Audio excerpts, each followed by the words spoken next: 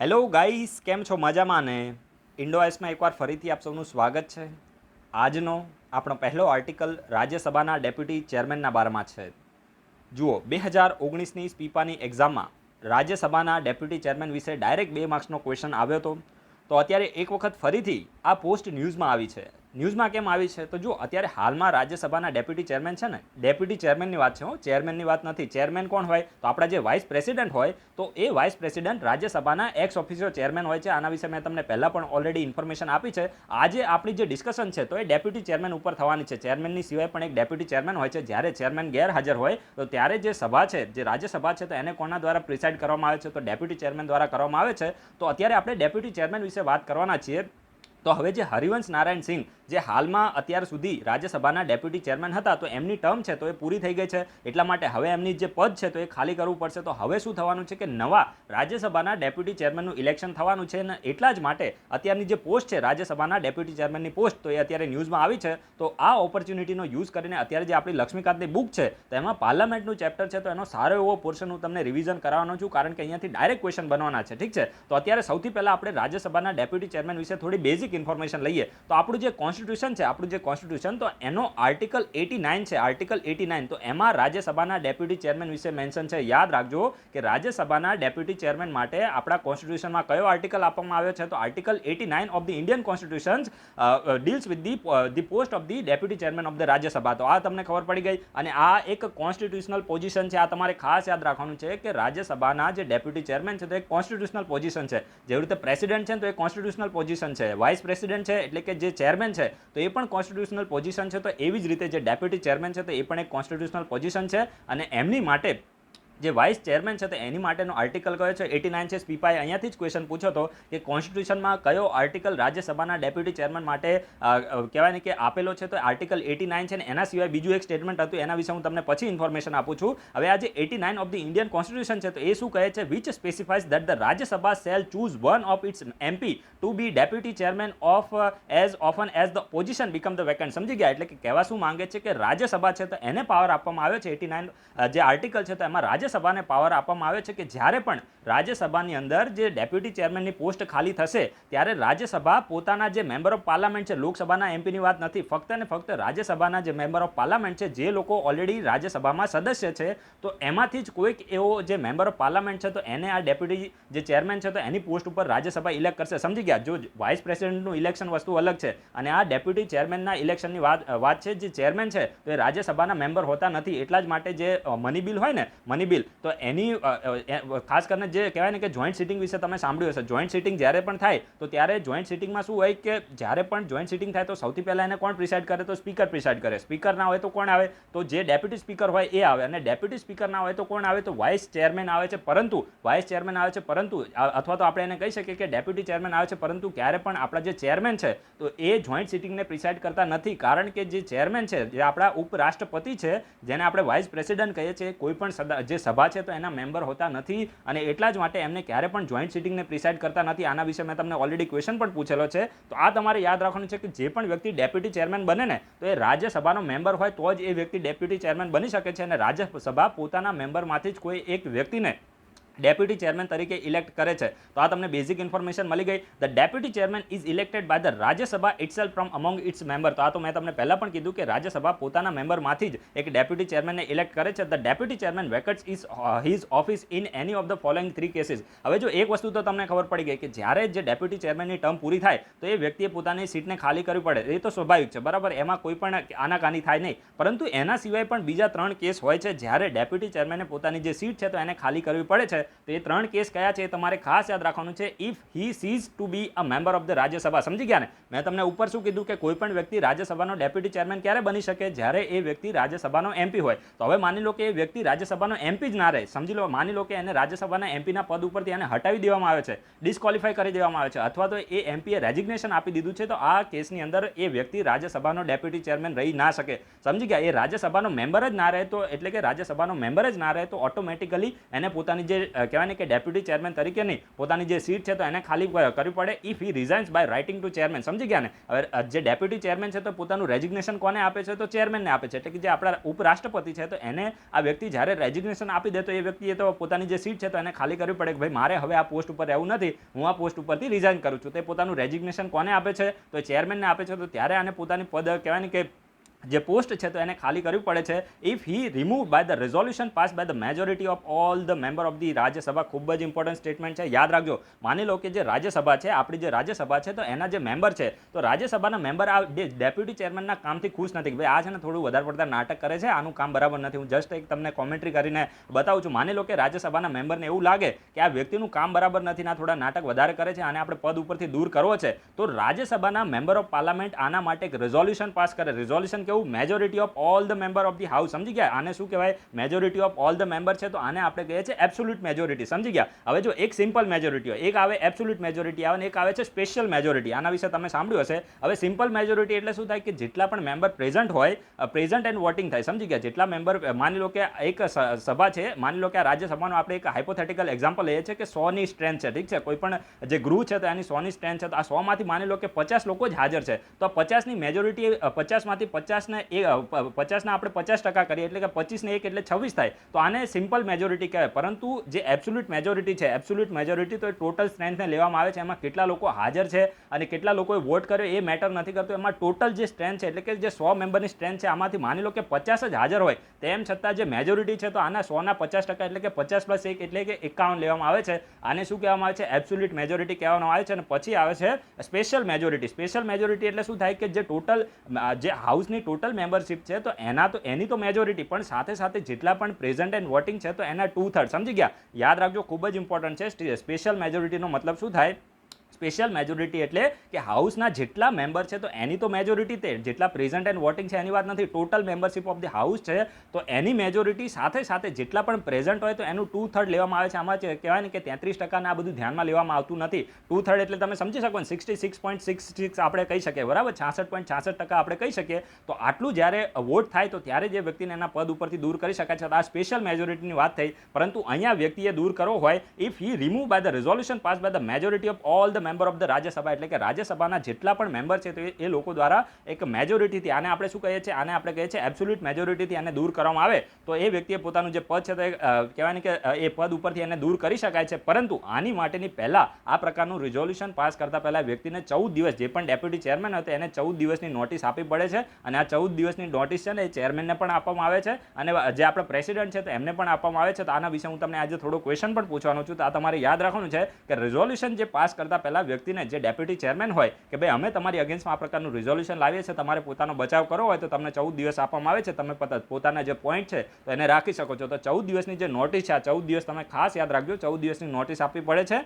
And હવે આ વ્યક્તિના આપણે ફંક્શનની વાત કરીએ તો ફંક્શન તો જો બહુ જ સિમ્પલ છે. આમાં તમારે છે ને કશું જ યાદ રાખવાનું નથી. હવે એક વસ્તુ તમારે છે ને યાદ રાખવાનું, જે તમે હંમેશા જે લોકોએ લોકસભા ટીવી અને રાજ્યસભા ટીવી જોયું હશે એમને ખબર હશે કે જ્યારે સેશન ચાલુ હોય ને ત્યારે સૌથી પહેલાં તો ઇનિશિયલી તમને છે ને ત્યાં ચેરમેન જોવા મળશે ને આપણા જે મેઇન સ્પીકર છે ઓમ બિરલા, તો તે જોવા મળશે. ચેરમેન અત્યારે કોણ છે? તો વકૈયા નાયડુ, જે આપણા વાઇસ પ્રેસિડેન્ટ છે. તો ઇનિશિયલી તો છે ને ચેરમેન જ શરૂઆત કરતા હોય છે. પરંતુ જ્યારે હલ્લાબોલ વધી જાય, હું તમને એક કહેવાય ને કે એક દેશી ભાષામાં સમજાવું છું. માની લો કે હાઉસની અંદર હલ્લાબોલ વધી જાય અને પેલા કૂતરા જેમ કરતા હોય, બરાબર છે, એકબીજાના એક જે સભા છે એને ઠીકથી ચાલવા ના દે, તો આ કન્ડિશનની અંદર શું થાય કે જે ચેરમેન હોય તો એને માની લો કે આપણે એક હાઇપોથેટિકલ વાત કરીએ છીએ, એમને માથું ચડી ગયું, મતલબ કંટાળી ગયા. તો આ કન્ડિશનની અંદર એમને થોડી વાર એમ થાય કે ભાઈ હવે મારે આ સદનને છોડીને થોડી વાર બહાર જવું છે. અત્યારે પછી શું થાય? પછી જ્યારે એમને જે સભા છે તો એને છોડીને બહાર જતા રહે તો પછી કોણ પ્રિસાઇડ કરવા માટે આવે છે? તો ડેપ્યુટી ચેરમેન આવે છે. સમજી ગયા? મેં તમને એક કોમેન્ટ આપીને મેં તમને સમજાવ્યું છે કે માની લો કે હાઉસની અંદર હલ્લાબોલ વધી ગયો અને થોડી વાર જે ચેરમેન છે તો એમને કંટાળો આવી ગયો,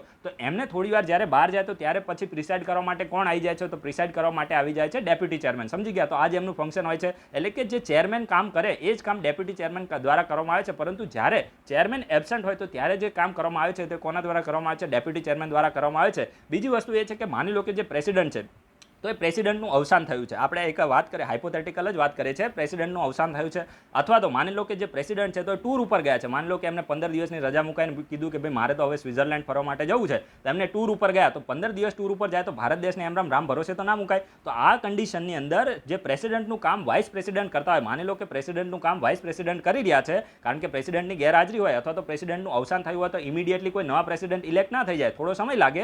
તો આ કન્ડિશનની અંદર માની લો કે વાઇસ પ્રેસિડેન્ટનું કામ કરતા હોય તો આ સમયે જે સભા છે તો એને પ્રિસાઇડ કરવાનું કામ કોના દ્વારા કરવામાં આવે છે? તો ત્યારે ડેપ્યુટી ચેરમેન દ્વારા કરવામાં આવે છે. સમજી ગયા? કઈ સભા? રાજ્યસભાની વાત છે. લોકસભાને અહીંયા કોઈ લેવા દેવા નથી ડેપ્યુટી ચેરમેન સાથે. સમજી ગયા? તો આ પણ તમારે યાદ રાખવાનું છે કે જ્યારે વાઇસ પ્રેસિડેન્ટ છે તો એ પ્રેસિડેન્ટનું ડ્યુટી બજાવતા હોય તો એ સમયની અંદર જે સભા છે તો એને પ્રિસાઇડ કરવાનું જે કાર્ય છે તો એ ડેપ્યુટી ચેરમેન દ્વારા કરવામાં આવે છે. તો આ પણ તમને ખબર પડી ગઈ હશે. અને જ્યારે પણ ડેપ્યુટી ચેરમેન રાજ્યસભાના પ્રિસાઇડિંગ ઓફિસર તરીકેની ફરજ બજાવતા હોય તો ત્યારે જે ચેરમેનને પાવર આપવામાં આવ્યો છે, જે ચેરમેન પાસે જેટલી ઓથોરિટી છે, જેટલો પાવર છે, એટલો જ પાવર ડેપ્યુટી ચેરમેન પાસે પણ હોય છે. એવું નથી કે ભાઈ આ વાઇસ પ્રેસિડેન્ટ છે તો આમની પાસે પાવર વધારે છે અને ડેપ્યુટી ચેરમેન છે તો એમની પાસે ઓછો પાવર છે, એવું નથી. જ્યારે પણ જે વ્યક્તિ પ્રિસાઇડિંગ ઓફિસર તરીકે બેસે તો એની પાસે સેમ જ પાવર હોય છે. તો આ પણ તમને ખબર પડી ગઈ હશે. અને એક વસ્તુ યાદ રાખજો કે જે ડેપ્યુટી ચેરમેન છે ને, ડેપ્યુટી ચેરમેન તો એ રાજ્યસભાના જે ચેરમેન છે તો એના સબોર્ડિનેટ નથી. આ તમે યાદ રાખજો કે જે ડેપ્યુટી ચેરમેન છે તો એ ચેરમેનના સબોર્ડિનેટ નથી.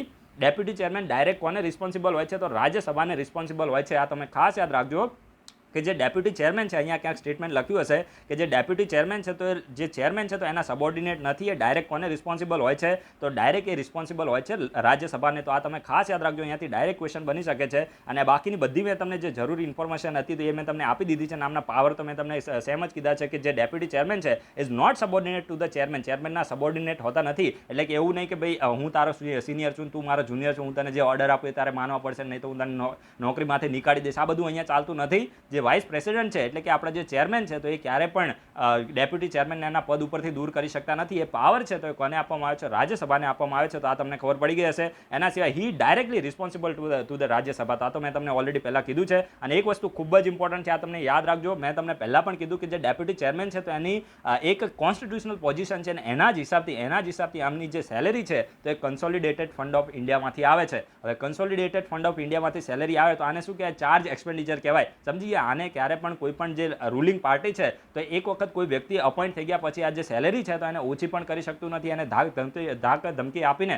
એમ પણ ના કે ભાઈ તું અમારું કીધા પ્રમાણે કામ નહીં કરને તો અમે તારી સેલેરી કાપી નાખશું, સેલેરી ઉપર રોક લગાવી દઈશું. આ બધું થતું નથી. આ કન્સોલિડેટેડ ફંડ ઓફ ઇન્ડિયામાંથી સેલેરી આવે એનું કારણ જે છે કે આ એક ચાર્જ એક્સપેન્ડિચર છે. આની ઉપર કોઈ વોટિંગ થતું નથી, કશું જ થતું નથી. તો આ તમને બેઝિક ઇન્ફોર્મેશન મળી ગઈ હશે કે કન્સોલિડેટેડ ફંડ ઓફ ઇન્ડિયા છે તો એના દ્વારા એમાંથી જે ડેપ્યુટી ચેરમેન છે તો એને સેલેરી આપવામાં આવે છે. અને એક વસ્તુ યાદ રાખજો કે આમની સેલેરી કોના દ્વારા ડિસાઇડ કરવામાં આવે છે, ફિક્સ કરવામાં આવે છે? પાર્લામેન્ટ દ્વારા. જે ડેપ્યુટી ચેરમેન છે તો એની સેલેરીને ફિક્સ કરવામાં આવે છે. તો આ પણ તમને ખબર પડી ગઈ હશે. અને ઇલેક્શન જે પ્રોસિજર છે તો એની આપણે વાત કરીએ. For electing the deputy chairman the Rajya Sabha MP can submit a motion proposing a name of the colleague for this constitutional position. જો આમાં થાય છે શું કે જ્યારે પણ ડેપ્યુટી ચેરમેનનું ઇલેક્શન કરવાનું હોય ને તો રાજ્યસભાના જે એમપી છે, રાજ્યસભાના મેમ્બર ઓફ પાર્લામેન્ટ. એમપી એટલે શું થાય? Member of parliament. તો એ મેમ્બર ઓફ પાર્લામેન્ટ માની લો કે આપણે છે ને અત્યારે રાજ્યસભાની સ્ટ્રેન્થ કેટલી છે? 245ની અત્યારે સ્ટ્રેન્થ છે, ઠીક છે? તો આમાંથી 245માંથી એક કોઈ એમપી છે ને એ પોતાના કલીગ એટલે સમજી ગયા ને, જે પોતાના એ સભાની અંદર બીજા એમપી જોવા મળે છે તો એમાંથી કોઈ એક વ્યક્તિનું જે રાજ્યસભાના ડેપ્યુટી ચેરમેન તરીકેની આ જે કોન્સ્ટિટ્યુશનલ પોસ્ટ છે તો એના ઉપર એક વ્યક્તિનું નામ પ્રપોઝ કરે છે કે ભાઈ હું છે ને આ વ્યક્તિનું નામ પ્રપોઝ કરું છું અને આ વ્યક્તિ છે ને રાજ્યસભાના ડેપ્યુટી ચેરમેન બનવા જોઈએ. તો આ માટે એક મોશન એટલે તો સમજો, ગુજરાતીમાં સમજો ને, દરખાસ્ત હોય ને, દરખાસ્ત, એને આપણે મોશન કહીએ છીએ ઇંગ્લિશમાં. સમજી ગયા? તો આ વ્યક્તિ એક મોશનને પસાર કરે છે. પછી જ્યારે કોઈ એમપી દ્વારા મોશનને પસાર કરવામાં આવે કે ભાઈ આ વ્યક્તિને અમે ડેપ્યુટી ચેરમેન બનાવવા માંગે છે, પછી આને બીજા લોકો દ્વારા સેકન્ડ કરવામાં આવે. સેકન્ડર આપણે એને કહીએ એટલે કે સપોર્ટ કરવામાં આવે. સમજી ગયા? તો આ પણ તમને ઇન્ફોર્મેશન મળી ગઈ હશે. એડિશનલી હવે જો એક વસ્તુ યાદ રાખજો કે ઉપર મેં તમને કીધું કે એક કોઈ મેમ્બર ઓફ પાર્લામેન્ટ એમ કહે બીજા પોતાના કલીગને કે ભાઈ અમે આ વ્યક્તિને ડેપ્યુટી ચેરમેન બનાવવા માંગીએ છીએ, પરંતુ એમરામ ના કરી દેવાય. માની લો કે હું પણ એમપી છું અને તમે પણ એમપી છો, તમે ઓટોમેટિક એમ કહી દીધું કે ભાઈ મારે છે ને રાજેન્દ્રને ડેપ્યુટી ચેરમેન બનાવો છે, પરંતુ ભાઈ મારી જ ઈચ્છા ના હોય કારણ કે મને આ બધું અવાજને બધું પસંદ ના હોય અને તમે ઓટોમેટિક એમરામ મારું નામ કહી દો કે ભાઈ અમે તો આ વ્યક્તિને ડેપ્યુટી ચેરમેન બનાવવા માંગીએ છીએ, પરંતુ આ વ્યક્તિની વીસ ના હોય તો પછી ઇલેક્શન થઈ જાય અને પછી જોવા મળે કે ભાઈ આ વ્યક્તિ તો કામ કરવા માંગતો જ નથી. તો આ કન્ડિશનમાં તમે શું કરો? તો આ કન્ડિશનને રોકવા માટે એક રૂલ બનાવવામાં આવે છે કે જે પણ એમપી આ પ્રકારનું મોશન પસાર કરે કે ભાઈ હું આ વ્યક્તિને ડેપ્યુટી ચેરમેન બનાવવા માંગુ છું, એ વ્યક્તિની પહેલાં સાઇનવાળું એક રેઝોલ્યુશન છે, એ કહેવાય ને કે એના ડિક્લેરેશન આપણે કહીશું તો વધારે સારું લાગશે કે જે વ્યક્તિને ડેપ્યુટી ચેરમેન બનાવવા માંગે છે તો એની સાઇનવાળું એક ડિક્લેરેશન છે તો એ સબમિટ કરાવવું પડે છે કે ભાઈ જે વ્યક્તિ સાઇન કરે છે, એટલે કે જે વ્યક્તિ અત્યારે હાલ ડેપ્યુટી ચેરમેન બનવા માટે નોમિનેટ થયો છે તો એ વ્યક્તિ એનું ઇલેક્શન થઈ ગયા પછી જો જીતી જશે તો એ ડેપ્યુટી ચેરમેન તરીકે કામ કરવા માટે સહેમત છે. તો આ પ્રકારની ડિક્લેરેશન પહેલાં જે પણ વ્યક્તિ મોશન પસાર કરે તો એને સબમિટ કરવી પડે છે. જો આ સ્ટેટમેન્ટમાં તમને ખબર ના પડી તો એક વખત વિડીયોને થોડો પાછળ લઈને એક વખત ફરીથી સાંભળજો, કારણ કે ખૂબ જ સિમ્પલ સ્ટેટમેન્ટ છે, તમને બધાને ખબર હોવી જોઈએ. The majority of the house decides who gets elected to as the deputy chairman, એટલે કે જે હાઉસ છે તો મેજોરિટીથી ડિસાઇડ કરે છે કે કયા વ્યક્તિને ડેપ્યુટી ચેરમેન તરીકે ઇલેક્ટ કરવો જોઈએ. અને જો માની લો કે જે બધી પોલિટિકલ પાર્ટી છે તો એની અંદર એક કન્સેન્સસ થઈ જાય કે ભાઈ આપણે કોઈ છે ને બીજો કોઈ વ્યક્તિને નોમિનેટ કરવો જ નથી, એક જ વ્યક્તિ આપણે ડેપ્યુટી ચેરમેન તરીકે રાખવો છે, તો આ બધી પાર્ટી વચ્ચે કન્સેન્સસ થઈ જાય તો યુનેનિમસલી, એટલે કે કોઈ પણ સર્વસંમતિથી, આનો મતલબ શું થાય યુનેનિમસલી અથવા તો યુનોનિમસલી પણ આને કોઈ લોકો પ્રોનાઉન્સ કરે છે તો આનો મતલબ થાય સર્વસહમતિ. તો સર્વસહમતિ હોય તો ઇલેક્શન વગર પણ કોઈ પણ વ્યક્તિને ડેપ્યુટી ચેરમેન તરીકે ઇલેક્ટ કરી શકાય છે, પરંતુ એ માટે જે પોલિટિકલ પાર્ટીઝ છે તો એનું એક કહેવાય ને કે કન્સેન્ટ હોવી જોઈએ, લોકોની સર્વસંમતિ હોવી જોઈએ. કન્સેન્સસ કહીએ તો વધારે સારું લાગશે. જે વાઇસ પ્રેસિડેન્ટની એક પેનલ પણ હોય છે, આ યાદ રાખજો, ખૂબ જ ઇમ્પોર્ટન્ટ છે. વાઇસ પ્રેસિડેન્ટની અથવા તો વાઇસ પ્રેસિડેન્ટ નહીં, વાઇસ ચેરમેનની પેનલ હોય છે. જેમ મેં તમને ડેપ્યુટી ચેરમેન કીધા ને એને આપણે વાઇસ ચેરમેન પણ આપણે કહી શકીએ, તો એવી જ રીતે એક વાઇસ ચેરમેનની પેનલ હોય છે. આ પેનલ છે, પેલું ડેપ્યુટી ચેરમેનની પોસ્ટ હતી, આ જે પેનલ છે તો આમાં કરવામાં શું આવે, માની લો કે જ્યારે માની લો કે જ્યારે જે ચેરમેન છે ચેરમેન તો એ ગેરહાજર હોય તો ચેરમેનની ગેરહાજરીમાં જે રાજ્યસભા છે તો એને કોણ પ્રિસાઇડ કરે, તો ડેપ્યુટી ચેરમેન કરે. કે માની લો કે અમુક એવા દિવસ આવ્યા, અમુક એવી કન્ડિશન આવી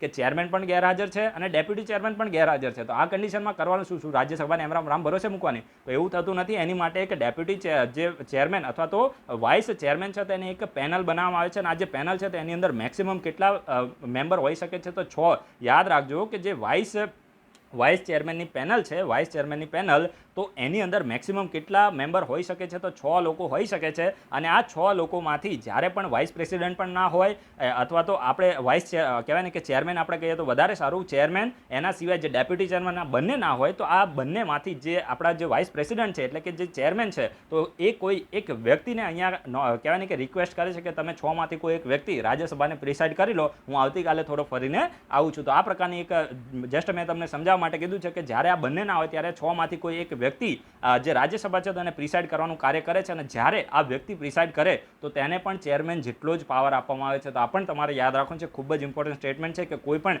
વ્યક્તિ જ્યારે પ્રિસાઇડિંગ ઓફિસર બને તો એને હાઉસનું કામ શાંતિથી ચાલે તો એ માટે એને બધી ઓથોરિટી આપવામાં આવે છે. અદરવાઇઝ આ લોકો તમને ખબર હશે કે પેલા જે પણ તમને જોવા મળે ને રાજ્યસભાની અંદર આવી રીતે સ્પેસ હોય તો એની અંદર વચ્ચે પેલા બેનરો લઈને સામે આવી જતા હોય છે, જે હાઉસની પણ જે પણ કામગીરી થતી હોય એને આપણે બિઝનેસ કહીએ છીએ, બિઝનેસ ઓફ ધ હાઉસ કહીએ છીએ, તો એને એને રોકવાની કોશિશ કરતા હોય છે. તો આ બધા લોકોને પનિશ કરવાનું પણ જે ઓથોરિટી છે તો જે પણ વ્યક્તિ પ્રિસાઇડિંગ ઓફિસર બને તો એને આપવામાં આવે છે, જેથી કરીને જે હાઉસ છે તો એનું ફંક્શનિંગ સ્મૂથલી થઈ શકે. અદરવાઇઝ તો આ લોકો કામ જ રૂલિંગ પાર્ટીને ના કરવા દે. તો આ બધું મેં તમને બેઝિક ઇન્ફોર્મેશન આપી દીધી છે. હવે કોઈ પણ પ્રકારનો ક્વેશ્ચન આવશે તો તમે એને આસાનીથી કહેવાય ને કે ટેકલ કરી શકશો.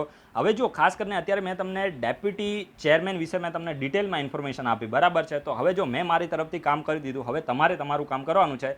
કામ શું કરવાનું છે, જસ્ટ તમારે તમારી ખુદની માટે રિવિઝન કરવાનું છે. કારણ કે હું અત્યારે જે તમને ક્વેશ્ચન કહેવાનું છું ને એ ક્વેશ્ચન તમે કોઈ બી એક્ઝામ ઉઠાઈ લો તમને ક્વેશ્ચન જોવા મળશે. આ વિડીયોના કમેન્ટ બોક્સમાં તમારે પ્રેસિડેન્ટ અને વાઇસ પ્રેસિડેન્ટ વિશે એટલે કે જે પ્રેસિડેન્ટ અને આપણા જે ઉપરાષ્ટ્રપતિ છે, રાષ્ટ્રપતિ અને ઉપરાષ્ટ્રપતિ, તો એના વિશે થોડી ઇન્ફોર્મેશન આપવાની છે. ઇન્ફોર્મેશન કેવી કે પ્રેસિડેન્ટ માટે આપણા કોન્સ્ટિટ્યુશનમાં કયાથી લઈને કયા આર્ટિકલ મેન્શન છે, વાઇસ પ્રેસિડેન્ટ માટે કયાથી લઈને કયા આર્ટિકલ મેન્શન છે.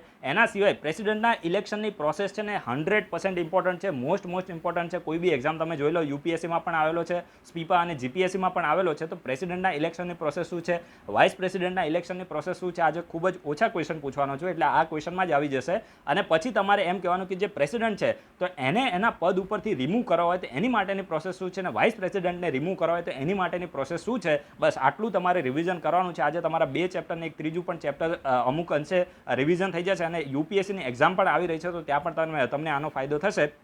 તો દરેક લોકો આન્સર આપવાનો પ્રયત્ન કરજો. હવે આપણા જે પણ રિસ્પેક્ટેડ મેમ્બર જેને આપણે future IAS, IPS, DC, DYSP, STO, PI તરીકેનો આપણે એમને ડેઝિગ્નેટ કર્યા છે. તો આ લોકો અત્યારથી એટલી મહેનત કરી રહ્યા છે જેથી કરીને 100% ગેરંટી છે. જો ઈશ્વર છે ને બધું જોતા હોય, જે લોકો મહેનત કરે ને એને ઓટોમેટિક ફળ મળવાનું જ છે. અને આ લોકો છે ને કમેન્ટ લખે છે ને, તો એક વસ્તુ યાદ રાખજો, કમેન્ટ લખવી ને એટલે એમાં થોડી મહેનત લાગે છે. અને જે મહેનત કરે એને ઈશ્વર હંમેશા ફળ આપે છે. તો આ લોકો બીજા કરતાં થોડું ઝડપથી સક્સેસ મેળવી લેશે એવી આપણે ઈશ્વરને પણ પ્રાર્થના કરીએ. બધા લોકોને સક્સેસ મળે, પણ કહેવાનો મતલબ શું છે, ઈશ્વર હંમેશા જે મહેનત કરે એને પ્રાયોરિટી પહેલાં આપતા હોય છે. કારણ કે આપણે વિડીયો અહીંયા બનાવીએ તો એમાં પણ તમે જોયું હશે કે સવારમાંથી લઈને મારે 3 કલાક સુધીનો ક્યારેક અમુક સમય થઈ જાય. જ્યારે કન્ટેન્ટ વધારે હોય તો ત્યારે સમય વધારે પણ આપવો પડે છે. તો તમારે પણ તમારી રીતે એફર્ટ્સ લગાવવાના. તો જયદીપ મહેદા રેગ્યુલરલી આન્સર આપે છે, ચિરાગ વાઘેલા પણ સરસ એવો આન્સર આપે છે, પછી કોમલ જોશી છે, હિન્દુ નેશનાલિસ્ટ છે, સાર્થક વાઘેલા છે, ખુશી પ્રજાપતિ છે, અનિત પટેલ છે, શાંતિ ઓદેદરા, માનસી વ્યાસ. હવે જો માનસી વ્યાસની એક પોઝિટિવ વસ્તુ હું તમને કહું કે આ જે માનસી વ્યાસ છે ને એને એક દિવસ આન્સર નહોતો આપ્યો, તો બીજા દિવસે એક સાથે 2 વિડીયો જોઈને 2 વિડીયોના આન્સર આપે. તો આ વસ્તુ પોઝિટિવ કહેવાય. રેગ્યુલારિટી છે ને, કોઈ પણ વ્યક્તિને કોઈ દિવસ કામ આવી જાય તો ત્યારે પણ એક દિવસ પણ તમારું કરંટ અફેર્સ મિસ ના થાય તો પોઝિટિવ વસ્તુ છે. પછી ઉર્વિશ ભુવા છે, પછી યુવા બજાનિયા છે, હિરલ વી છે, ભાર્ગવ વ્યાસ છે, જયેશ કુમાર છે, એના સિવાય નિસર્ગ રાવલિયા, ભૂમિ ડગારા, પછી દીપક રાઠવા, અલ્લુ બૈલાખ અને માનસી આચાર્ય. માનસી આચાર્ય પણ રેગ્યુલર આન્સર આપે છે. બધા મેમ્બરથી તમે કહેવાય ને કે ખૂબ જ શીખવા જેવું છે. અને રેગ્યુલારિટી જેટલી સારી હોય એટલું સક્સેસ મળવાની સંભાવના ખૂબ જ વધી જતી હોય છે. તો આ તમારે યાદ રાખવાનું છે. હવે આપણે જે નેક્સ્ટ આર્ટિકલ ડિસ્કસ કરીએ એની પહેલાં એક વસ્તુ તમને એ પણ કહી દઉં કે વિડીયોના ડિસ્ક્રિપ્શન બોક્સમાં ટેલિગ્રામ ચેનલ છે, ટ્વિટર અકાઉન્ટ છે, ઇન્સ્ટાગ્રામ અકાઉન્ટ છે, વોટ્સઅપ ગ્રુપ છે અને ફેસબુક પેજ છે. તો આ બધા સોશિયલ મીડિયા પ્લેટફોર્મની લિંક આપી છે. ફેસબુક પેજમાં જોઈન ના કરતા, કારણ કે અહીંયા કોઈ અપડેટ આવતી નથી, પરંતુ આ 4 જગ્યાએ તમે જોઈન થઈ જજો. તમને ઘણી બધી સારી એવી અપડેટ ત્યાં પણ મળતી રહેશે. તમારા મિત્રો કોઈ તૈયારી કરતા હોય તો એમને પણ રેકમેન્ડ કરી શકો છો. નેક્સ્ટ જે આર્ટિકલ છે તો એ કિસાન રેલના બારામાં છે. ખૂબ જ ઇમ્પોર્ટન્ટ છે. જીપીએસસી છે ને જે વંદે ભારત એક્સપ્રેસ છે ને, વંદે ભારત એક્સપ્રેસ, તો એના વિશે ક્લાસ 3ની એક્ઝામ મારા ખ્યાલથી એસટીએમાં જ પૂછ્યું હતું કે જે સેકન્ડ વંદે ભારત એક્સપ્રેસ છે, જો વંદે ભારત એક્સપ્રેસમાં એક પહેલા 2 સ્ટેશન વચ્ચે શરૂ થઈ હતી, એના ઉપર જીપીએસસી ક્વેશ્ચન નહોતો પૂછ્યો. જીપીએસસીએ ક્વેશ્ચન પૂછ્યો હતો કે સેકન્ડ વંદે ભારત એક્સપ્રેસ છે તો કયા 2 પ્લેસ વચ્ચે શરૂ થઈ છે. તો એવી જ રીતે જો આજથી થોડા દિવસ પહેલાં મેં તમને કિસાન રેલ વિશે ઇન્ફોર્મેશન આપી હતી, ઠીક છે, કે બિહાર અને મહારાષ્ટ્રની વચ્ચે ભારતની પહેલી કિસાન જે રેલ છે તો એને શરૂ કરવામાં આવી છે. તો અત્યારે ન્યૂઝ શું છે કે ભારતની હવે બીજી કિસાન રેલ, હવે પછી તમારે ત્રીજી યાદ રાખવાની જરૂર નથી, જસ્ટ બીજી સુધી યાદ રાખો તો ઇનફ છે. પછી આવે તો ફ્યુચરની અંદર હવે ચાલુ જ રહેવાની, તો પછી 10મી આવે તો 10મી યાદ ના કરવાની હોય. જસ્ટ એક તમને એક કહેવાય ને કે ઇન્ફોર્મેશન આપું છું કે સેકન્ડ કિસાન રેલ છે તો એ અત્યારે શરૂ કરવામાં આવી છે.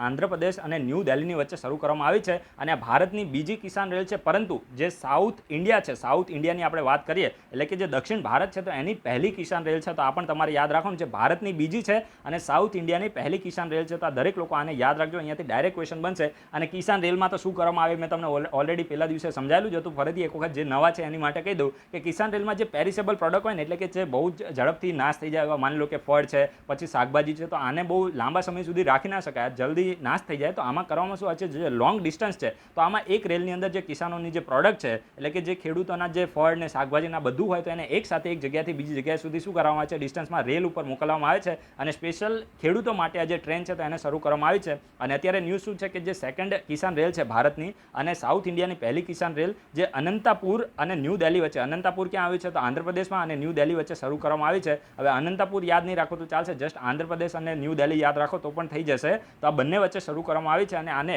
અત્યારે જે આપણા union minister of agriculture and farmer welfare છે તો એના દ્વારા ફ્લેગ ઓફ એટલે કે લીલી ઝંડી આપવામાં આવી છે. તો આ પણ તમે બેઝિક ઇન્ફોર્મેશન યાદ રાખજો. મેં તમને પહેલાં પણ કીધું કે જે ફર્સ્ટ કિસાન રેલ છે તો એ મહારાષ્ટ્ર અને બિહારની વચ્ચે શરૂ કરવામાં આવી હતી. નામ તમારે પ્લેસના યાદ રાખવાની જરૂર નથી, સ્ટેટ યાદ રાખજો. મહારાષ્ટ્ર અને બિહારની વચ્ચે શરૂ કરવામાં આવી હતી અને અત્યારે સેકન્ડ શરૂ કરવામાં આવી છે.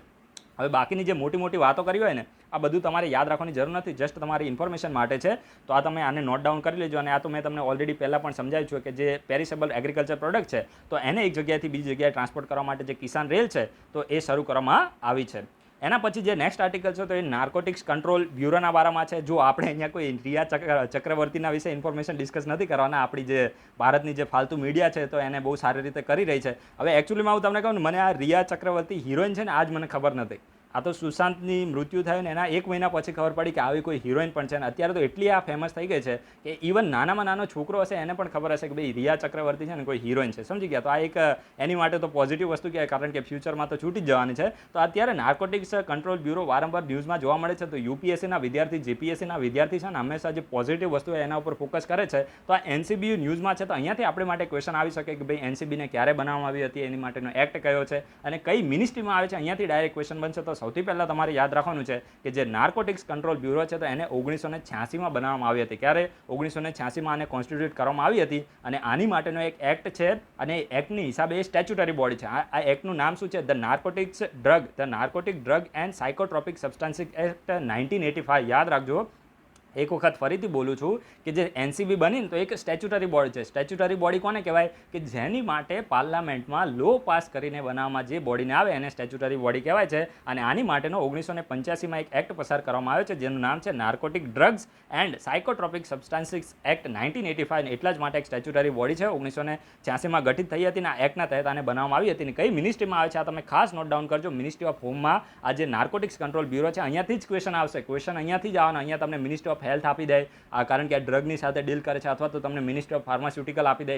અને આ બધા ઓપ્શન છે ને યુપીએસસી શરૂમાં જ રાખે. યુપીએસસી, જીપીએસસી આ પ્રકારના જે ગલતી થાય એવા ઓપ્શન હોય તો એને શરૂઆતમાં જ રાખે અને જે મેઇન ઓપ્શન હોય એને નીચે રાખે છે. તો આ પણ તમારે યાદ રાખવાનું છે કે નાર્કોટિક્સ કંટ્રોલ બ્યુરો એ મિનિસ્ટ્રી ઓફ હોમમાં આવે છે. હવે જો આપણું જે કોન્સ્ટિટ્યુશન છે ને તો એમાં ડીપીએસપી આપે છે. તમને ખબર છે કે આર્ટિકલ 36 થી લઈને આર્ટિકલ 51 સુધી ડીપીએસપી આપેલા છે. અને ડીપીએસપી છે ને એ સરકારની ઉપર કોઈ બાઇન્ડિંગ નથી, જસ્ટ એક ગાઈડલાઇન સરકારને આપવામાં આવી છે કે ભાઈ તમારે આ રીતે કાર્ય કરવું જોઈએ. તો જો જે ડીપીએસપી છે ને એમાં આર્ટિકલ 47 છે. આપણું જે કોન્સ્ટિટ્યુશન છે તો આનું આર્ટિકલ 47 શું કહે છે કે જે the article 47 of the Indian constitution which directs, જો અહીંયા વર્ડ શું લખે છે ડાયરેક્ટ, આ જો ડિપ્લોમેટિક વર્ડ છે એ which directs the state to endeavour to bring about prohibition of the consumption except for medicinal purpose of intoxicating drug injurious to the health. હવે આને બહુ જ સિમ્પલ ભાષામાં સમજાવું છું કે આપણું જે કોન્સ્ટિટ્યુશન છે એના આર્ટિકલ 47માં એવું કહેવામાં આવ્યું છે કે જે પણ સરકાર હોય તો એને એવા પગલાં લેવા જોઈએ, એવા કાર્યો કરવા જોઈએ જેથી કરીને જે પણ ઇન્ટોક્સિકેટિંગ ડ્રગ છે, એટલે કે આપણે એને કહી શકીએ કે જે નશીલા પદાર્થો છે તો એના પ્રોહિબિશન માટે સરકારે કાર્ય કરવું જોઈએ. આ પ્રકારનું ડાયરેક્શન આપવામાં આવ્યું છે. જે નશીલા પદાર્થો લોકોના હેલ્થ માટે ઇન્જરિયસ છે, હાનિકારક છે, અને આ જે નશીલા પદાર્થો છે એ ફક્ત મેડિસિનલ પર્પઝ માટે યુઝ થતા હોય. કારણ કે તમને ખબર છે કે અમુક નશીલા પદાર્થ એવા પણ છે કે જેનો મેડિસિનલ પર્પઝ માટે એટલે કે દવાઈ તરીકે પણ યુઝ કરવામાં આવે છે. તો એના સિવાય જે પણ જે ડ્રગ છે જેને નશો કરવા માટે યુઝ કરવામાં આવે છે તો એની ઉપર પ્રોહિબિશન લગાવવા માટે સરકારે પગલાં લેવા જોઈએ. આ પ્રકારનું જે ડાયરેક્શન છે તો આપણા કોન્સ્ટિટ્યુશનના આર્ટિકલ 47માં મેન્શન છે. તો આના ઉપર પણ ક્વેશ્ચન આવી શકે છે. તો આ પણ તમારે ખાસ યાદ રાખવાનું છે. આ જે સ્ટેટમેન્ટ મેં તમને બેઠું કીધું ને આ તમે બેઠું પણ લખી શકો છો, અથવા તો તમારી સમજ પ્રમાણે લખશો તો તમને વધારે સારું લાગશે. જો હું તમને જ્યારે પણ આર્ટિકલ સમજાવું ને ત્યારે અંદર જે લખ્યું એવું બેઠું હું ક્યારેય કહેતો નથી. જે મારી અન્ડરસ્ટેન્ડિંગ છે, જે હું સિમ્પલ લેંગ્વેજમાં તમારા મગજની અંદર આપણે એને ઉતારી શકીએ એ જ રીતે હું બોલું છું. ક્યારે પણ આપણે જોઈ જોઈને વાંચતા નથી. આ તમે ક્યારેક નોટ કર્યું હશે કે અંદર લખ્યું હોય પણ એને હું મારી રીતે, મારી ભાષામાં, સિમ્પલ લેંગ્વેજમાં હું એને એક્સપ્લેન કરું છું જેથી કરીને દરેક લોકોને યાદ રહે. તો તમારે પણ તમે જે રીતે સારી રીતે સમજી શકો, ગુજરાતીમાં, ઇંગ્લિશમાં તમે જે રીતે સમજી શકો એ ભાષામાં તમે લખશો તો તમારું જે મીન્સમાં તમારા જે આન્સરની જે વેલ્યુ છે તો વધી જશે. અદરવાઇઝ કોપી પેસ્ટ જેવું લાગશે. તો આ પણ તમારે યાદ રાખવાનું છે કે હવે જો આજે મેં તમને આર્ટિકલ 47નું જે ડાયરેક્શન કીધું તો આ ડાયરેક્શનના આધાર ઉપર જ સરકારે એક પોલિસીને કહેવાય ને કે લાવ્યા હતા. અને એ સરકારની પોલિસીનું નામ શું છે? National policy on narcotic drugs and psychotropic સબસ્ટાન્સીસ. યાદ રાખજો, જે national policy on narcotic drug and psychotropic સબસ્ટાન્સીસ આ જે પોલિસી છે, નેશનલ પોલિસી, તો આ સરકાર દ્વારા આર્ટિકલ 47ની જે ગાઈડલાઇન છે તો એને ધ્યાનમાં લઈને સરકાર દ્વારા પોલિસી લાવવામાં આવી હતી. એટલા જ માટે મેં તમને આટલી ડિટેલમાં કહેવાય ને કે સમજાવ્યું છે. કારણ કે એનસીબી ન્યૂઝમાં છે તો યુપીએસસીની આદત છે એની સાથે ડાયરેક્ટ લિંક કરીને આ જે national policy on narcotic drug and psychotropic સબસ્ટાન્સીસ છે તો આની ઉપર પણ ડાયરેક્ટ લિંક કરીને કે ભાઈ આની માટે જે પોલિસી લાવવામાં આવી છે તો આ પોલિસી કોન્સ્ટિટ્યુશનના કયા આર્ટિકલની ગાઈડલાઇન પ્રમાણે લાવવામાં આવી છે? તો આર્ટિકલ 47ની ગાઈડલાઇન પ્રમાણે લાવવામાં આવી છે. And drug abuse control is responsibility of the central government. યાદ રાખજો, જે ડ્રગનું અબ્યુઝ એટલે કે જે ગેરઉપયોગ થાય છે, જે અમુક લોકો તમને ખબર છે કે નશા માટે યુઝ કરતા હોય છે, તો આને રોકવા માટેનું જે રિસ્પોન્સિબિલિટી છે, જવાબદારી છે, તો એ સેન્ટ્રલ ગવર્મેન્ટને આપવામાં આવી છે. તો આ બધી બેઝિક ઇન્ફોર્મેશન મેં તમને ડિટેલમાં આપી છે. હવે જો અત્યારે નાર્કોટિક્સ કંટ્રોલ બ્યુરો ન્યૂઝમાં છે ને, તો એની સાથે તમે CBIનું નામ પણ સાંભળ્યું હશે. CBI હંમેશા ન્યૂઝમાં રહેતી જ હોય છે, અને આપણા પેલા મમતા દીદી છે એની હિસાબે પણ ઘણી વખત ન્યૂઝમાં રહી છે, અને કેટલા ઘણા બધા ફ્રોડ પણ થયા છે, અને એના ડાયરેક્ટરનું કહેવાય ને કે કોન્ફ્લિક્ટ પણ જોવા મળતો હોય છે. તો એના હિસાબથી હું તમને CBIનો લિંક કરીને ક્વેશ્ચન પૂછું છું. તમારે છે ને વિડીયોના કમેન્ટ બોક્સમાં કહેવાનું છે કે CBI કોઈ કોન્સ્ટિટ્યુશનલ બોડી છે કે સ્ટેચ્યુટરી બોડી છે, આટલું તમારે કહેવાનું છે. અને જો સ્ટેચ્યુટરી બોડી છે તો આના કયા એક્ટના તહેત બનાવવામાં આવી છે આ પણ તમે કહેજો. એના સિવાય જે CBIના જે ડાયરેક્ટર હોય તો એને અપોઇન્ટમેન્ટ કોના દ્વારા કરવામાં આવે છે, શું આને કોઈ કમિટી દ્વારા આનું નામ રેકમેન્ડ કરવામાં આવે છે, શું કરવામાં આવે છે, એ તમારે થોડું રિવિઝન કરવાનું છે. એના સિવાય CBIના જે ડાયરેક્ટર છે, મેઇન ડાયરેક્ટર, તો એની ટર્મ કેટલી હોય છે, બસ આટલું તમે રિવિઝન કરશો. એને રિમૂવ કરવાની પ્રોસેસ પણ હોય છે, પછી એ થોડો વધારે લાંબો ક્વેશ્ચન થઈ જશે. તો આટલું તમે આન્સર આપવાનો પ્રયત્ન કરજો, કારણ કે તમારું રિવિઝન થાય ને એ ખૂબ જ ઇમ્પોર્ટન્ટ છે, અને એક્ઝામ પણ આવી રહી છે, જેથી કરીને revision is the key of success. ઠીક છે, હવે આપણે વિડીયોને 1-2 મિનિટ થોડો પોઝ કરીએ છીએ. એના પછી જે નેક્સ્ટ આર્ટિકલ છે તો એ ઓફિસ ઓફ પ્રોફિટના બારામાં છે. હંમેશા ન્યૂઝમાં રહેતો ટોપિક છે ઓફિસ ઓફ પ્રોફિટ. ઠીક છે, તો અત્યારે જો ન્યૂઝ શું છે કે જે YSR કોંગ્રેસ, તમે પાર્ટીનું નામ સાંભળ્યું છે, આંધ્રપ્રદેશની પાર્ટી છે YSR કોંગ્રેસ પાર્ટી.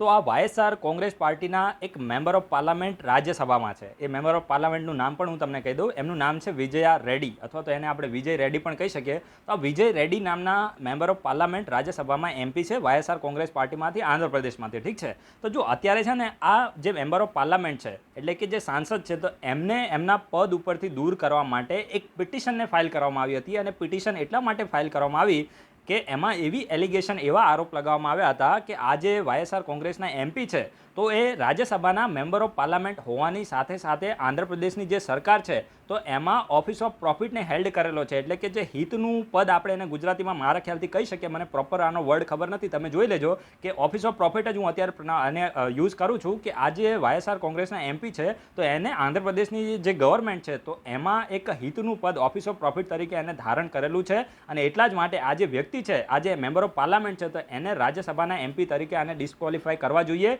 તો આ પ્રકારની જે કહેવાય ને કે જે પિટિશન છે તો એ ફાઇલ કરવામાં આવી હતી. પરંતુ અત્યારે ન્યૂઝ એ છે કે આપણા જે રાષ્ટ્રપતિ છે, આપણા રાષ્ટ્રપતિ રામનાથ કોવિંદ છે, તો એમને આ જે પિટિશન છે તો એને રિજેક્ટ કરી દીધી છે. ભાઈ આ તમારી વાત સાવ ખોટી છે. આ વ્યક્તિ કોઈપણ પ્રકારના ઓફિસ ઓફ પ્રોફિટને અત્યારે ધારણ કરેલો નથી. આ વ્યક્તિ ફક્ત ને ફક્ત રાજ્યસભાના મેમ્બર ઓફ પાર્લામેન્ટ છે. અને જે આંધ્રપ્રદેશ ગવર્મેન્ટ છે તો એના એક સ્પેશિયલ રિપ્રેઝેન્ટેટિવ તરીકે પોતાનું કાર્ય કરે છે. જે એલિગેશન લગાવવામાં આવી ને, એલિગેશન કે ભાઈ આ વ્યક્તિ આંધ્રપ્રદેશ ગવર્મેન્ટના એક ઓફિસ ઓફ પ્રોફિટ ધારણ કરેલું છે, તો એ સ્ટેટમેન્ટ રોંગ હતું. કહેવાય ને કે એ એલિગેશન રોંગ હતા, કારણ કે એ વ્યક્તિ જે આંધ્રપ્રદેશની ગવર્મેન્ટ છે તો એના સ્પેશિયલ રિપ્રેઝેન્ટેટિવનું તરીકેનું કાર્ય કરે છે. અને એટલા જ માટે આ જે સ્પેશિયલ રિપ્રેઝેન્ટેટિવનું કાર્ય કરે તો આમાં કોઈ આમને કોઈ પર્ક પણ મળતા નથી, કોઈ સેલેરી પણ મળતી નથી, કે કોઈ પણ આમને કોઈ પણ બીજા પ્રકારના અલાઉન્સીસ પણ મળતા નથી. અને એટલા જ માટે આ વ્યક્તિ ઓફિસ ઓફ પ્રોફિટ ધારણ કરતા નથી. અને આ જે એલિગેશન હતું તો એને અત્યારે આપણા પ્રેસિડેન્ટે શું કરી દીધું છે, આ જે પિટિશન હતી તો એને રિજેક્ટ કરી દીધી છે. અને રિજેક્ટ કોના રેકમેન્ડેશન, કોના ઓપિનિયન ઉપર કરી, તો તમને ખબર છે કે જે કોઈ પણ મેમ્બર ઓફ પાર્લામેન્ટ હોય ને, કોઈ પણ MP હોય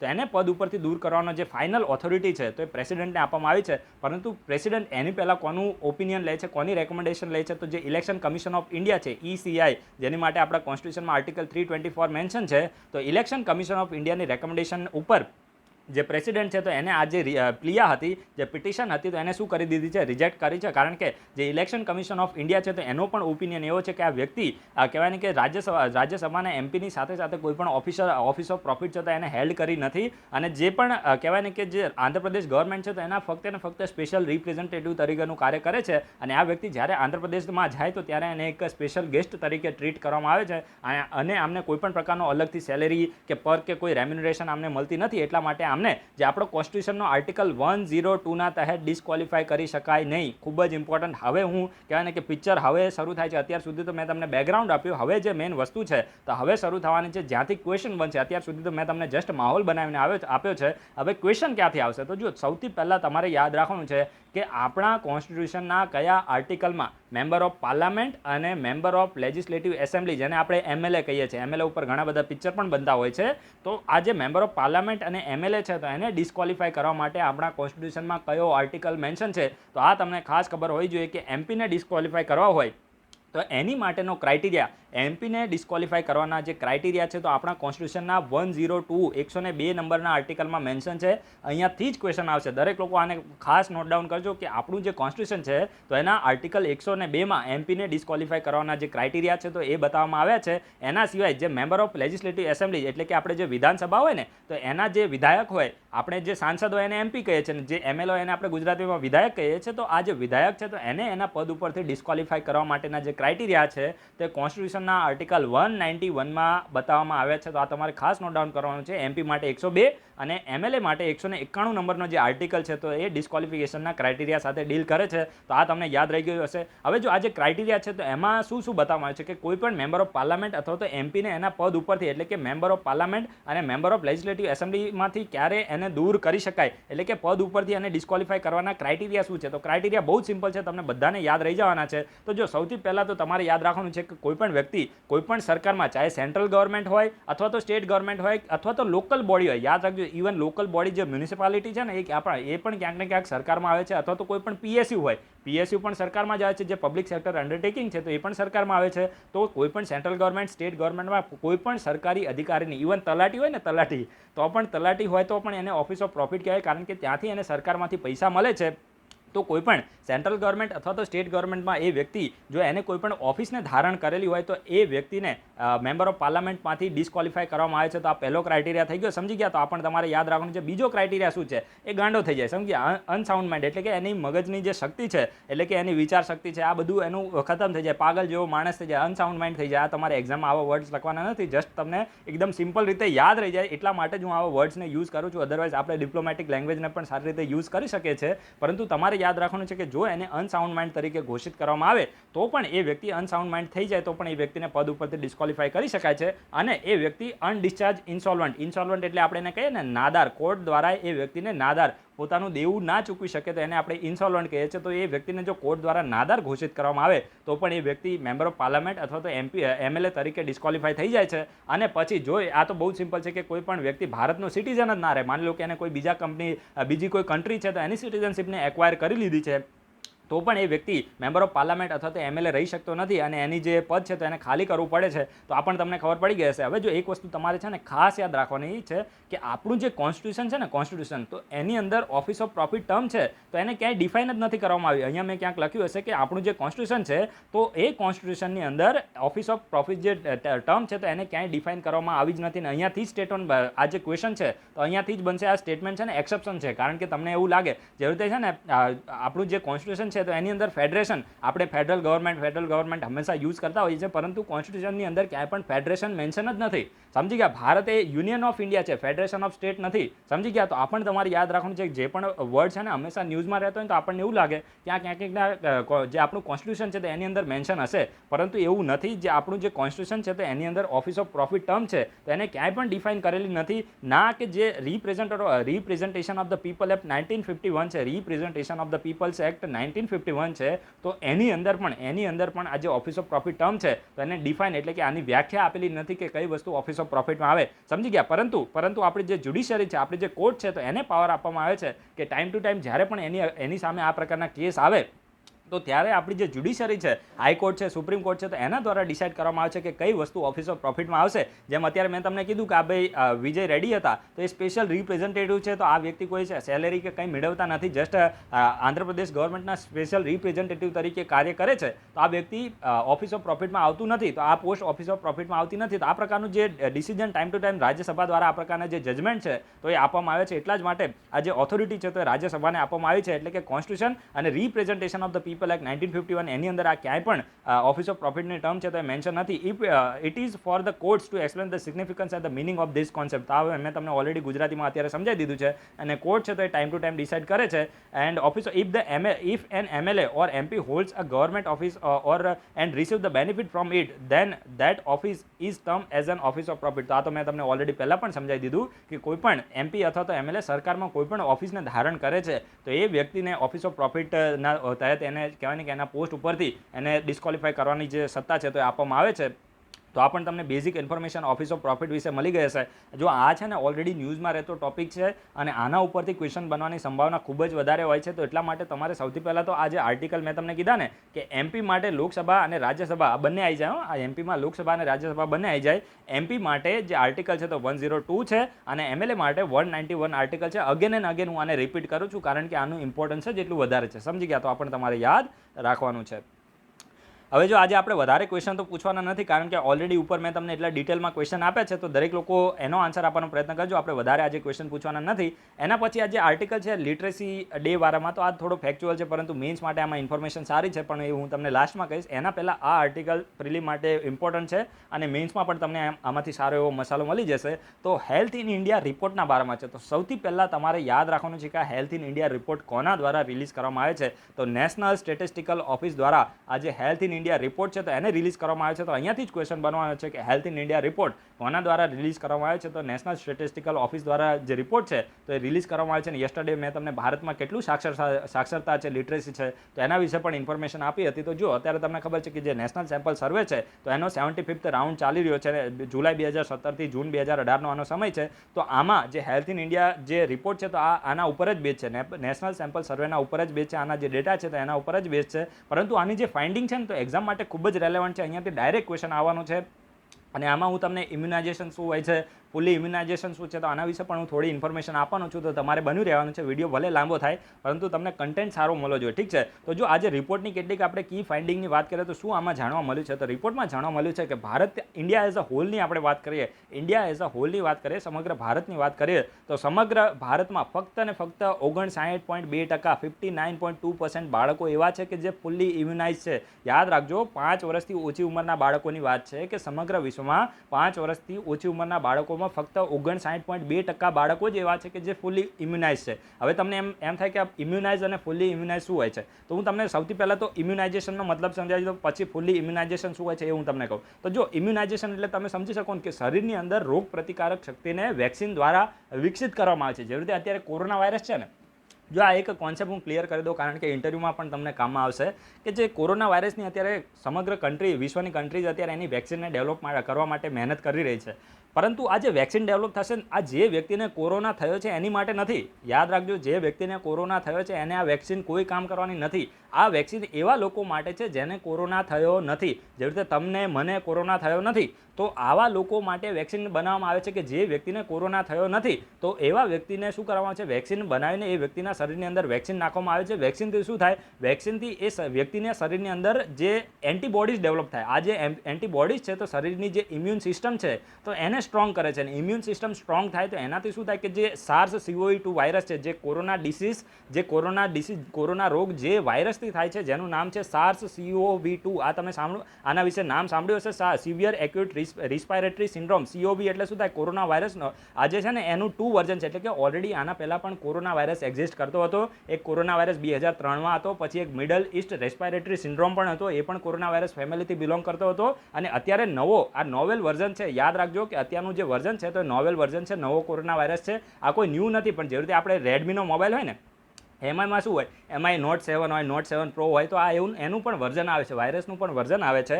તો અત્યારનો જે કોરોના ડિસીઝ છે તો એ SARS-CoV-2 નામના વાયરસથી થાય છે. અહીંયાથી ડાયરેક્ટ ક્વેશ્ચન બનવાનો છે. તો આ પણ તમારે યાદ રાખવાનું છે. તો હવે આ જે વેક્સિન કોરોનાની આપવામાં આવશે, જ્યારે આ વેક્સિન ડેવલપ થઈ જશે તો આ જે વેક્સિન બનશે તો એ વ્યક્તિના શરીરની અંદર આ વેક્સિનને જ્યારે નાખવામાં આવશે તો આ SARS-CoV-2 વાયરસની અગેન્સ્ટમાં જે ઇમ્યુનિટી છે તો એને આપણા શરીરની અંદર બિલ્ડ કરશે. એટલા માટે જે SARS-CoV-2 વાયરસ છે તો શરીરને ઇન્ફેક્ટ નહીં કરી શકે, એટલા જ માટે વેક્સિન આપવામાં આવે છે. સમજી ગયા? તો આને શું કહેવામાં આવે છે? ઇમ્યુનાઇઝેશન કહેવામાં આવે છે. વ્યક્તિની જે રોગ પ્રતિકારક શક્તિ છે તો એને વધારવામાં આવે છે. તો આ તમને ખબર પડી ગઈ હશે ઇમ્યુનાઇઝેશન શું કહેવાય અને વેક્સિન કોની માટે બનાવવા છે. જે લોકોને ઓલરેડી કોરોના થઈ ગયો એને હવે વેક્સિન કોઈ કામમાં આવવાની નથી. એને ફક્ત કહેવાય ને કે ભગવાન જ એમને, ડૉક્ટર અને ભગવાન એમને બચાવી શકે. અને આપણે પણ પ્રાર્થના કરીએ કે દરેક લોકો બચી જાય. પરંતુ જે લોકોને કોરોના નથી થયો એ લોકો માટે વેક્સિન ડેવલપ કરવામાં આવે છે. જેવી રીતે તમને ખબર હશે કે જે બાળક છે ને એનો જન્મ થાય એના, હવે જો હું તમને ફૂલ્લી ઇમ્યુનાઇઝેશન શું હોય એના વિશે પણ થોડી ઇન્ફોર્મેશન આપી દઉં. ફૂલ્લી ઇમ્યુનાઇઝેશન શું હોય? બાળકનું બાળકનું જન્મ થાય ને એના 1 વર્ષની અંદર, ખૂબ જ ઇમ્પોર્ટન્ટ છે, યાદ રાખજો, જીકેમાં પણ કામમાં આવશે, બાળકનું જન્મ થાય એના 1 વર્ષની અંદર 8 જરૂરી વેક્સિન એને આપવી પડે છે, અને આ 8 વેક્સિન એને જો આપી દેવામાં આવે તો એ બાળક ફૂલ્લી ઇમ્યુનાઇઝ કહેવાય છે, સમજી ગયા? એટલે કે ઇમ્યુનાઇઝ એટલે શું થાય? રસીકૃત.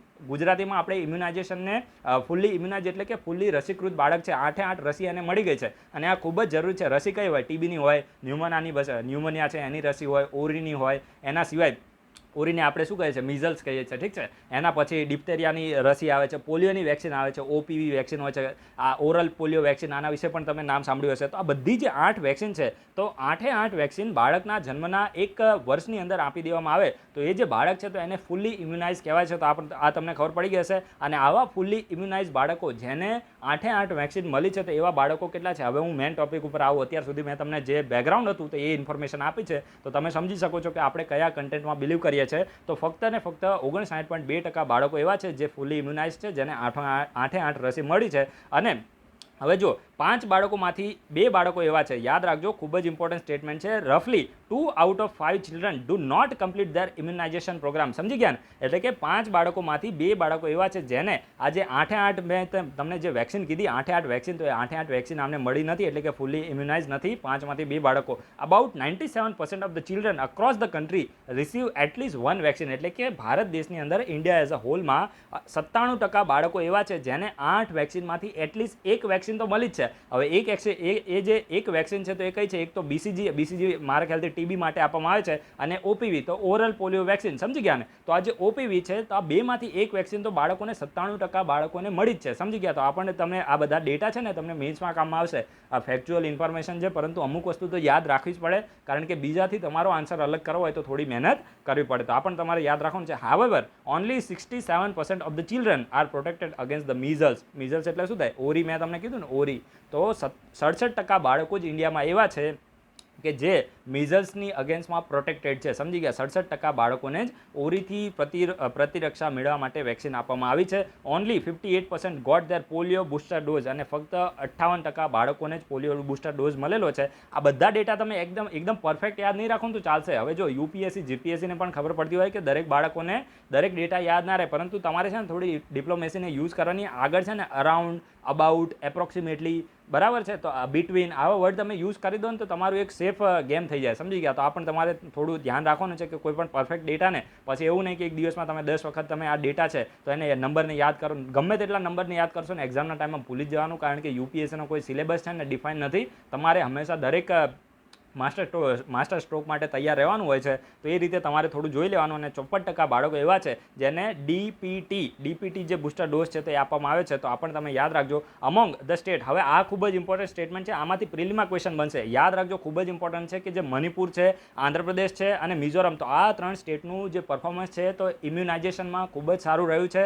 અને જે મણિપુર છે, તો જેમ ઇન્ડિયા એઝ અ હોલમાં 59% હતું, અહીંયા જો મેં તમને કીધું ને ઇન્ડિયા એઝ અ હોલમાં 59% બાળકો છે તો ફૂલ્લી ઇમ્યુનાઇઝ છે, પરંતુ મણિપુરની અંદર 75% બાળકો છે તો ફૂલ્લી ઇમ્યુનાઇઝ છે. અહીંયાથી ડાયરેક્ટ ક્વેશ્ચન બનાવવાનો છે. મણિપુરનું પરફોર્મન્સ ખૂબ જ સારું છે. બીજા નંબર ઉપર આંધ્રપ્રદેશ છે, ત્રીજા નંબર ઉપર મિઝોરમ આવે છે. તો આ પણ તમને ખબર પડી ગઈ હશે. અને સૌથી ઘટિયા ક્વોલિટીનું પરફોર્મન્સ કોનું રહે છે? નાગાલેન્ડનું રહે છે.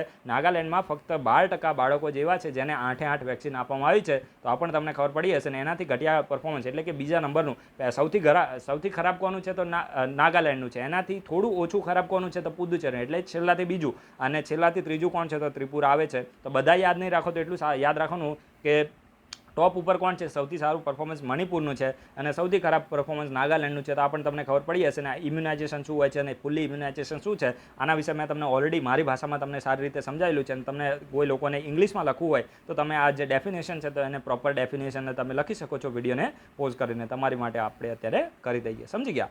તો આ તમને ઇન્ફોર્મેશન આના વિશે પણ મળી ગઈ. હવે જો અત્યારે મેં તમને વેક્સિન વિશે, ફૂલ્લી ઇમ્યુનાઇઝેશન ને આ બધું મેં તમને ઇન્ફોર્મેશન આપી. તો જે લોકો કરંટ અફેર્સથી અપડેટમાં હશે એની માટે એ દરેક લોકોને ખબર હશે. તો આ વિડીયોના કમેન્ટ બોક્સમાં તમારે કહેવાનું છે કે ભારતની અંદર ફૂલ્લી ઇમ્યુનાઇઝેશન માટે સરકાર દ્વારા કયું મિશનને લોન્ચ કરવામાં આવ્યું છે? મિશનનું નામ ખૂબ જ કહેવાય ને કે ફેમસ નામ છે. તમે દરેક લોકો ચોમાસું હોય ને ત્યારે ચોમાસામાં તમને એ વસ્તુ જોવા મળે છે. હવે હું તમને અહીંયા છે ને થોડી હિન્ટ પણ આપી દઉં છું, તો ત્યાં તમે એના ઉપરથી એનું નામ તમે ગેસ કરી શકો છો. ચોમાસાની અંદર આકાશમાં દરેક લોકોને જોવા મળે છે અને અમુક લોકો ફોટો પાડીને સ્ટેટસ પણ મૂકતા હોય છે. તો આ પણ તમારે યાદ રાખવાનું છે. આ મિશનનું નામ ખૂબ જ ઇમ્પોર્ટન્ટ છે. અહીંયાથી ડાયરેક્ટ ક્વેશ્ચન બની શકે છે કે ફૂલી ઇમ્યુનાઇઝેશન માટે મિશન કયું સરકાર દ્વારા લોન્ચ કરવામાં આવ્યું છે. અરે હવે આ જે લાસ્ટ જે છેલ્લો આર્ટિકલ એક્ઝામ માટે રેલેવન્ટ નથી, પરંતુ અમને આમાં એક રિપોર્ટ બહુ જ સારો એવો મેન્શન છે, એ વિશે ડાયરેક્ટ ક્વેશ્ચન આવી શકે છે. તો અત્યારે છે ને ન્યૂઝ ઇન્ટરનેશનલ લિટરેસી ડેના બારામાં છે. 8 સપ્ટેમ્બરનો દિવસ છે. તો સમગ્ર વિશ્વની અંદર જે કન્ટ્રીઝ છે તો ઇન્ટરનેશનલ લિટરેસી ડે તરીકે આ દિવસને સેલિબ્રેટ કરે છે. અને અત્યારે 2020નો જે ઇન્ટરનેશનલ લિટરેસી ડે છે તો એ ખાસ કરીને જે ટીચિંગ છે અને જે લર્નિંગ છે તો એને કોવિડ-19 ક્રાઇસિસમાં કોવિડ-19ની જે ક્રાઇસિસ ચાલી રહી છે સમગ્ર વિશ્વની અંદર, તો એની અંદર જે ટીચિંગ અને જે લર્નિંગ છે તો એના ઉપર મેઇનલી ફોકસ કરે છે. એના સિવાય જે એજ્યુકેટર છે, એજ્યુકેટર એટલે કે જે ભણાવવાળા છે એની વાત છે, અને જે ચેન્જિંગ પેડાગોજીસનો મતલબ તમને ખબર પડે ને, જે શિક્ષણ શાસ્ત્ર હોય ને, શિક્ષણ શાસ્ત્ર, આ તમને ખબર છે કે હવે શિક્ષણ શાસ્ત્ર ચેન્જ થઈ ગયું.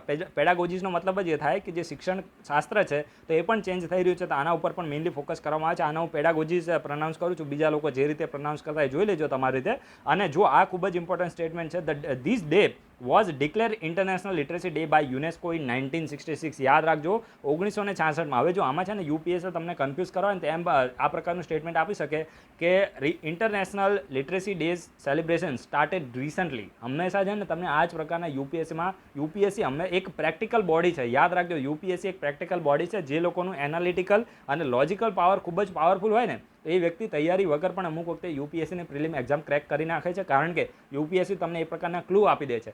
જો તમારી થોડી તૈયારી હોય તો તમે આરામથી યુપીએસસીની પ્રિલિમ છે એમાં તમારું લોજિકલ જે પાવર છે, જે લોકોનો લોજિકલ પાવર, એનાલિટિકલ પાવર ખૂબ જ સારો હોય, એ વ્યક્તિ આસાનીથી પ્રિલિમને નીકાળી શકે છે. તો એ રીતે તમારું માઇન્ડ છે, એ રીતે તમારે પ્રિપેરેશન કરવાની છે. હવે જો 1966માં પહેલી વખત જે યુનેસ્કો છે તો એના દ્વારા ડિક્લેર કરવામાં આવ્યું હતું કે 8 સપ્ટેમ્બરનો દિવસ છે તો એને આપણે ઇન્ટરનેશનલ લિટરેસી ડે તરીકે સેલિબ્રેટ કરવાના છીએ. અને પહેલી વખત ક્યારે સેલિબ્રેટ થયું, ઘોષિત ક્યારે થયું? 1966માં. પહેલી વખત સેલિબ્રેટ થયું હતું 1967માં. તો આ પણ તમે યાદ રાખજો. મેન એમ તો મોટી મોટી વાતો જોઈએ કે લોકોમાં, કમ્યુનિટીમાં અને સોસાયટીની અંદર જે લિટરેસી છે તો એના વિશે જાગૃતિ આવે, તે માટેના જે કાર્ય છે, અવેરનેસ માટેના કાર્ય કરવામાં આવે છે. ત્યાં મોટી મોટી વાતો પરથી ક્વેશ્ચન ના આવે.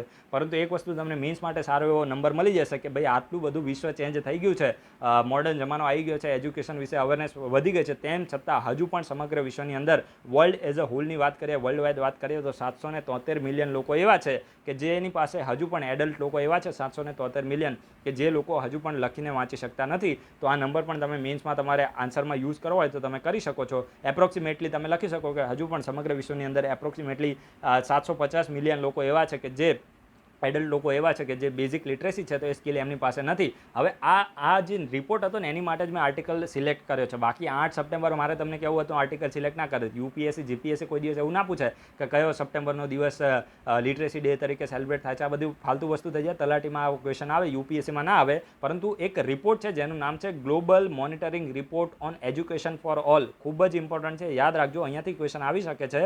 Global monitoring report on education for all. તો આ રિપોર્ટ કોના દ્વારા પબ્લિશ કરવામાં આવે છે? તો આ રિપોર્ટ પબ્લિશ કરવામાં આવે છે યુનેસ્કો દ્વારા. યુનેસ્કો દ્વારા global monitoring report on education for all રિપોર્ટને પબ્લિશ કરવામાં આવે છે. અને આ રિપોર્ટમાં એવી ફાઇન્ડિંગ મળી હતી કે સમગ્ર વિશ્વની અંદર સાઉથ એશિયા રીજન એવું છે. સાઉથ એશિયામાં આપણી કઈ કન્ટ્રી આવે? ભારત આવે છે. આપણું ભારત મહાન છે એ આવે છે. પછી પાકિસ્તાન આવે છે, પછી ભૂતાન છે એ આવે છે, પછી નેપાલ છે, મોલદીવ્સ છે, અફઘાનિસ્તાન છે, બાંગ્લાદેશ છે. તો આ બધા સાઉથ એશિયામાં આવે છે. તો આ જે સાઉથ એશિયન રીજન છે તો એની અંદર સૌથી વધારે કહેવાય ને કે એડલ્ટની ઇલિટરેસી જોવા મળે છે. એટલે કે જે સૌથી ઓછા એડલ્ટ લિટરેટ હોય, શિક્ષિત હોય, તો એવું રીજન કયું છે? તો સાઉથ એશિયા રીજન છે. તો આ જે મેં તમને કીધું ને ફાઇન્ડિંગ, તો આને તમે મીન્સમાં કોટ કરી શકો છો કે as per UNESCO's global monitoring report on education for all, South Asia has the lowest regional adult literacy rate approximately 58%.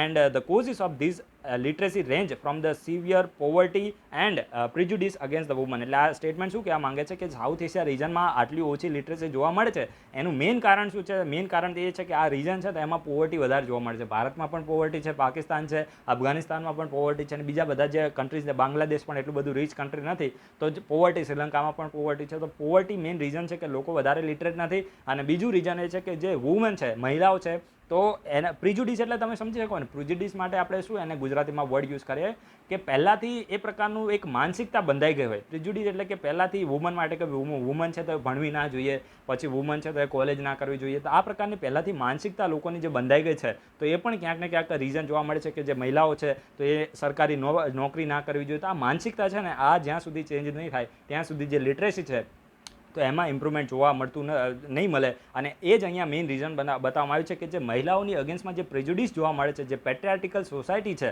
તો એની અંદર જે પ્રિજુડિસ છે તો એ અહીંયા મેઇન રીઝન છે કે મહિલાઓ કેમ હજુ પણ આટલી બધી શિક્ષિત થઈ નથી અને સાઉથ એશિયા રીઝન શા માટે પાછળ છે. તો આ પણ તમારે યાદ રાખવું. એક વખત ફરીથી હું તમને રિપીટ કરાવું છું, global monitoring report on education for all. તો આ યુનેસ્કો દ્વારા આ રિપોર્ટને પબ્લિશ કરવામાં આવે છે. તો આ પણ બેઝિક ઇન્ફોર્મેશન તમારે યાદ રાખવાની છે. જેટલા પણ આર્ટિકલ હતા મેં તમને ડિટેલમાં સમજાવવાની કોશિશ કરી છે. વિડીયોનો સમય કેટલો થઈ ગયો? 52 મિનિટ ને 20 સેકન્ડ થયા છે. તેમ છતાં હજુ પણ આપણે જે કહેવાય ને કે કન્ટેન્ટમાં બિલીવ કરીએ છીએ અને દરેક લોકો વિડીયોમાં મજા આવી હશે, દરેક લોકોને એવી આપણે આશા રાખીએ. અને હું પહેલાંથી પણ કહેતો આવ્યો છું કે વિડીયોમાં છે ને, આ 52 મિનિટનો વિડીયો થયો ને, વિડીયો પતશે એટલે હું તરત આ વિડીયોને અપલોડ કરી દઈશ. 1 સેકન્ડનું હું ક્યારે પણ વિડીયોમાં એડિટિંગ કરતો નથી. તમે જોયું હશે કે જે લોકો બીજી જે ચેનલો છે 10 મિનિટના વિડીયોની અંદર પણ આ લોકો એડિટિંગ કરે છે. આપણે 52 મિનિટ કન્ટિન્યુઅસલી વિધાઉટ એડિટિંગ આપણે બોલીએ છીએ. તો ક્યારેક સ્લીપ ઓફ ટંગ થાય તો તમારે સમજી લેવાનું, કારણ કે આપણી પાસે એવો ટાઈમ જ નથી વિડીયોને એડ કરવાનો. ને આ બધું ગમે તો લાઇક કરો, ના ગમે તો ડિસલાઇક કરો, પરંતુ એ બધું એડિટ કરવું ને એક ખોટું માર્કેટિંગ આપણને ફાવતું નથી. તો દરેક લોકોએ થોડું કોમ્પ્રોમાઇઝ કરવાની કોશિશ કરવાની. વિડીયોમાં જ્યારે પણ સ્લીપ ઓફ ટંગ થાય ને તો તમારે એને ઇગ્નોર કરવાનું. મેં તમને પહેલાં પણ કીધું કે 95% આપણી સ્લીપ ઓફ ટંગ થવાની નથી, પરંતુ 5% થશે. તો 5% તો હવે આપણે હ્યુમન છે, કોઈ રોબોટ તો છીએ ને. તો એ બધું તમારી રીતે થોડું ચલાવી લેવાનું. અને વિડીયોના ડિસ્ક્રિપ્શન બોક્સમાં Telegram channel, Twitter account, Instagram account, આ બધા જે સોશિયલ મીડિયા છે તો એની લિંક આપી છે. અને કંઈ પણ યુઝ ના કરો તો મેલ કરીને પણ તમે એડમિનનો કોન્ટેક્ટ કરી શકો છો. સો થેન્ક્સ ફોર વોચિંગ. તમારા બધાનો દિવસ શુભ જાય.